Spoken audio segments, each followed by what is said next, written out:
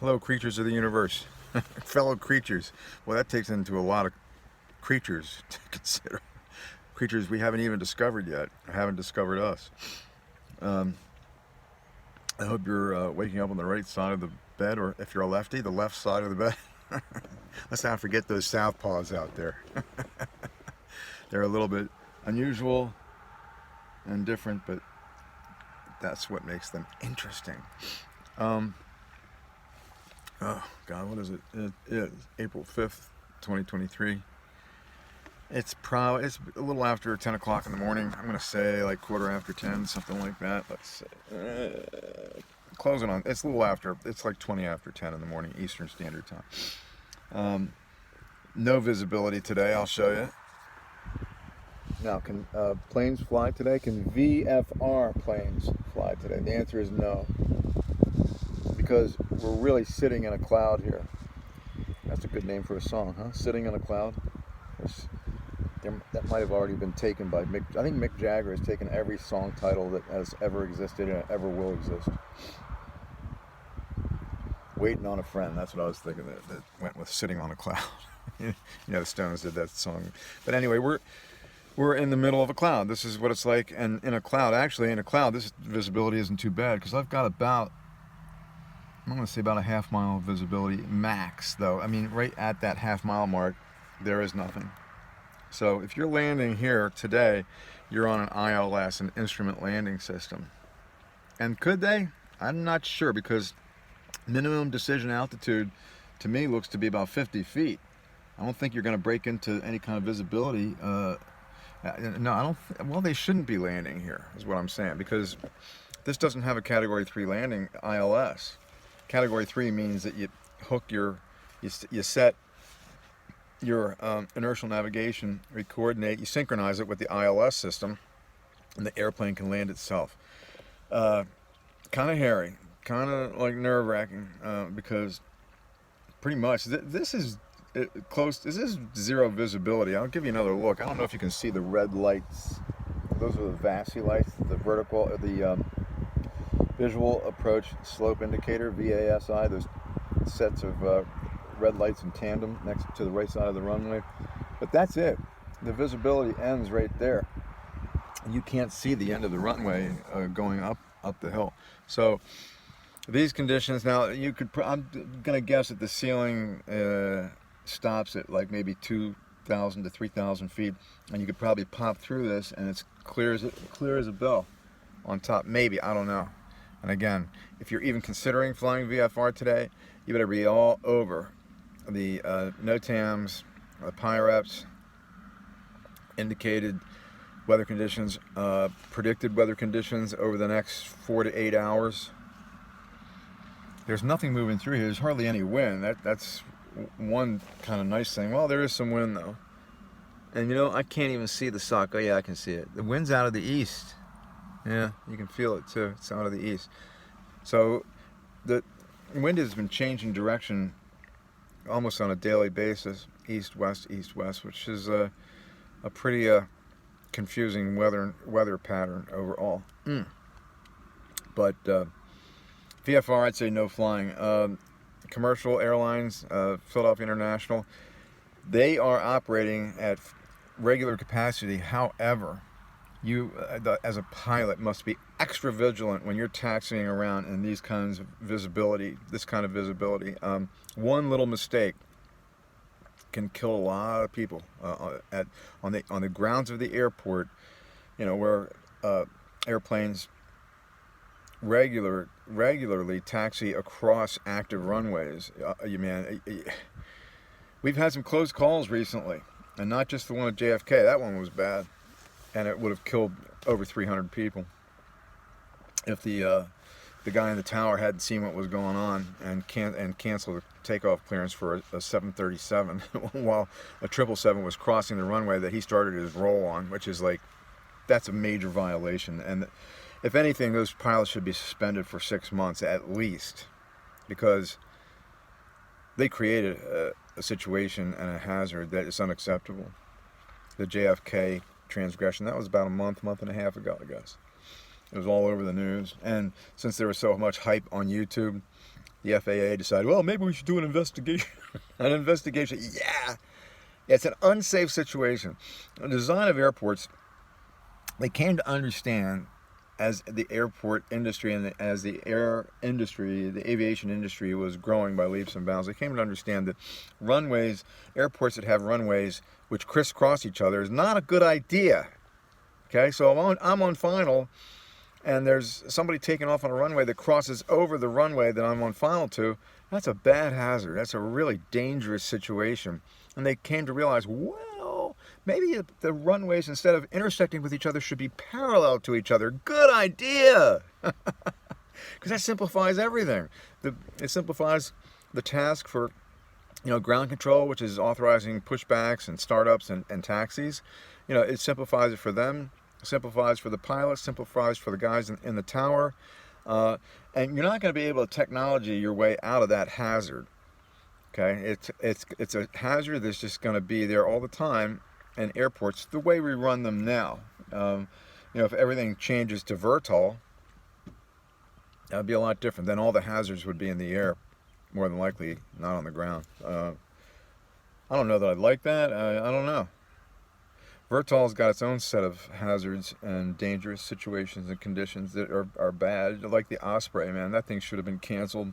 I guess it's doing okay now, but to have all those Marines killed in an airplane that just was unsafe is, wow.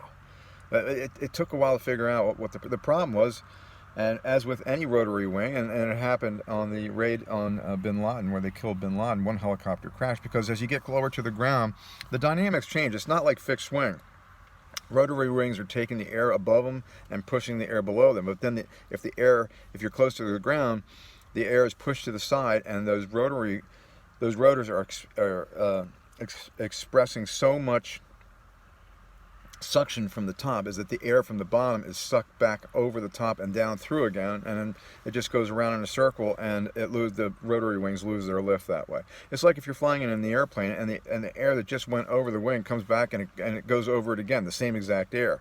That'd be a bad problem, and it is a bad problem with rotary wings. So so I don't know that hazard of airplanes running into each other on the ground is ever going to be fully eliminated with the system that we have now, where you have, a jet from the 737 up, or the A20 up, a 320 up, that gets bigger from there. Their takeoff rolls are typically 1.5 miles, right around 1.5 miles. So that's like 7,500 feet. So on a 2-mile runway, if you're not off the ground at 7,500 feet, you got an emergency situation, and you're probably going to run off the end of the runway. Kind of crazy, but that's the way it is. What's going on today? Oh, I got my taxes done today, and they're in the mail. I had a choice of paying $10 to get a tracking number, making it a priority, or certified at $5. And certified, you got to fill out all this crap and forms. Homie ain't playing that, man. I've filled out enough forms in my life and I just decided, it's my tax return. If the United States mail is somewhat dependable, and it is, it's got a tremendous track record. Hats off and kudos to the postal workers and the postal service that have existed in this country for a long time. I guess the zip codes came into play in the 50s or early 60s, and what a brilliant thing that was, man. That increased the efficiency and the accuracy and the timeliness considerably on the mail delivery. It's got to get there. I put the address on there with the right, there was no actual post office box or street, but the zip code with with 9 digits takes it right to the IRS in the town that where it's going to. So, we'll see. And, that's as much as I can do. I'm supposed to get $776 back this year, though. Wow. What a deal. I took almost $8,000 out of my IRA to pay some back debts I was carrying. Oh, God, the dog.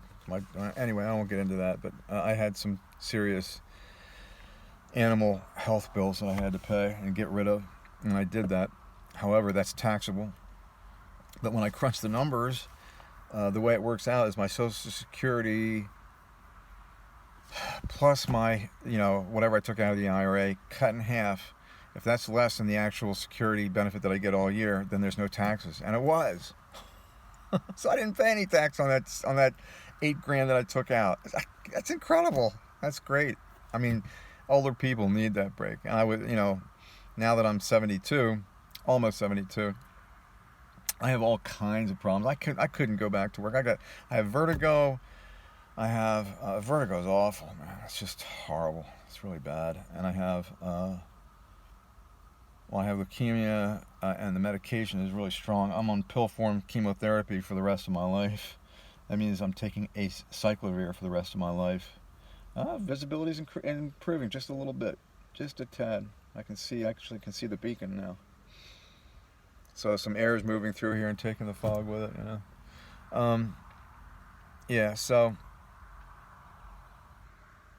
So the taxes are done. I'm totally blown away by the taxes. I'm really amazed. I'm really, really amazed. And thank God for the time being. If I had to go back to work, I've got to get in touch with Social Security to see if I can get on disability, because I can't work. And I don't want to. I'm going to be honest. I don't want to go back to it, as Chris Rock would say. Chris Rock, he's one of the funniest guys I've ever seen. But his routine, and this is on YouTube, of the difference between a job and a career is so good. And that guy, he's wise beyond anybody's understanding, I think. But I couldn't go back to a job. A career, I couldn't do that either. The vertigo prevents me from focusing on something and keeping my eyes and mind focused on something, because when I start doing that, the vertigo, when it hits me, it's so bad that I collapse and I'm immobile for anywhere from 2 to 4 hours. You can't hold down a job doing that, or a career, a job. Chris Rock, man, check that one out. That is so funny. It's about 5 minutes too. That guy can make you laugh, He's a little bit crude, but so what? Who isn't? I'm trying to move to Parksburg, and there's a place I want, I could get out there today. I need to get an application for that place and submit it so that my waiting period will start, It's like a 6 to 7 month waiting period to get in there. I'll go to Parksburg. I'd much rather be in Parksburg than Coatesville. Anyway. What else did I want to say? Oh, the choir. I'm going to sing this Easter Sunday and the Sunday after, and then I'm going to stop for a while, because it's not any fun. It's like the men suck. The men we are awful, man. We're off the pitch. We're out of, we're off key, and when this one guy goes off key, I can't sing. I'm not going to be going up against a guy that's off key and singing as loud as he can. It's horrible. It diminishes the quality of the whole presentation.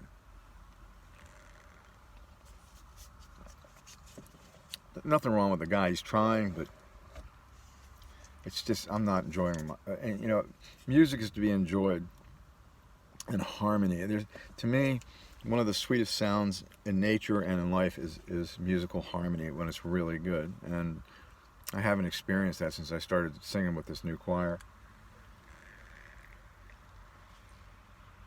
And I sense a certain level of frustration with the choir director, who I've been with for 11 years now. But she is amazing. She doesn't give up, man. She is the prototypical teacher. If something doesn't work, and you try something else, and you move it up, and you try it again, and then you change a little bit, and you do this, and you tweak it. It's just like a master chef, A spice here, a little salt, a little pepper. Pull the pepper. There's no answer for the men. It's just, I try, and my voice is, I don't have a good voice, but I rehearse enough, and I know my range and what I need to stay within the range. And I don't go crazy with rehearsals. I used to, but not anymore. I want to participate and not screw up, but that's just not the theme with the other guys. The other guys don't care if they screw up. It's, you know, sing loud, and if it's not right, we'll keep singing loud. And that, to me, is just grotesque. You know, it just is. So we'll see. You know, there's this Sunday, then the next Sunday, and I think I'm going to be off for at least, I don't know, a month, maybe till September. We'll see. This is mid-April.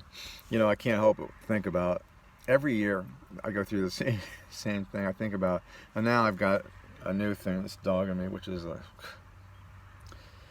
so the person passed away last year, and everything that I went through with that person just is hanging over me like a dark cloud. But I can't do anything about that. But I do reminisce on some great things that happened to me in the course of a year. Going back to 1997 was just a year of one huge miracle. 1997 was like one amazing miracle. And professionally speaking, I was going to encounter and go through that a number of times over the next 13 years. Personally speaking, my social life, God, what a mess. My ineptitude in dealing with social situations, and especially with somebody that thinks they're my quote-unquote partner or friend, and they're not. And, like, resolving that, expediting the end to that situation was something I just didn't do very well at all, and I should have. I should have, you know, ending something is, I've never been good at that, you know, and anyway, it's too late to do or say anything about that. But the positive, the good stuff, man. 1997 was just a year, just a complete miracle. My business failed. I was relegated to working 2 full-time minimum wage, no benefits jobs, 80 hours a week. And I was just struggling to make, you know, to pay the monthly bills, keep my head above water. Although the jobs I was doing, the minimum wage jobs, had no stress. And that felt so good. 4 years after my divorce, to have a relief of the stress was just, it almost was, had a levitating effect on me, you know, whereas I was at peace with the world and with myself during that time. I walked off the job at UPS, and my photography career and business collapsed. And I had to get some cash. You know, I don't know if you've ever been there or not, where I couldn't get another credit card to pay off another credit card. The credit cards weren't giving me any more money, and I had to go get some money, and I did. And one thing led to another. Thank you, Jerry. Thank you, God. And I got into Bell Atlantic, which is just, it's impossible. There's no way that can happen, and it did. And man, I took advantage of that opportunity, and I ran, and I ran, and I ran hard and good. But there was a person that entered my life that did nothing but take advantage of me, and I guess I was an easy target, you know. I'd like to move on. I'm just really harsh on myself and hard on myself for letting that person do what they did. And well, I know that there's a biblical, Catholic explanation to it all that my sister Candy could probably say. Well, this is why that happened, and that's why that happened, and this is why that happened. Okay, Jerry? Yeah, not okay. Anyway, I hope you guys are, you know, it's clearing up. There's a visibility of a little bit more than a mile now, because that runway is a mile, and I'm about half a mile, so a mile and a half. I can see towards the end of the runway, a mile and a half visibility. So these conditions, not if you're VFR, because there's a ceiling that's not more than, I don't know, 500 to 1,000 feet. But if you're trying to land here, if you can see this, I don't know if you can tell, but it's cleared up just a little bit, and that's enough to get up to the minimum decision altitude, MDA, where, you know, if your altimeter says if the MDA is like 1,000 feet and the altimeter says 1,200 feet and you can see the ground, the runway, then you're okay. You're okay to land.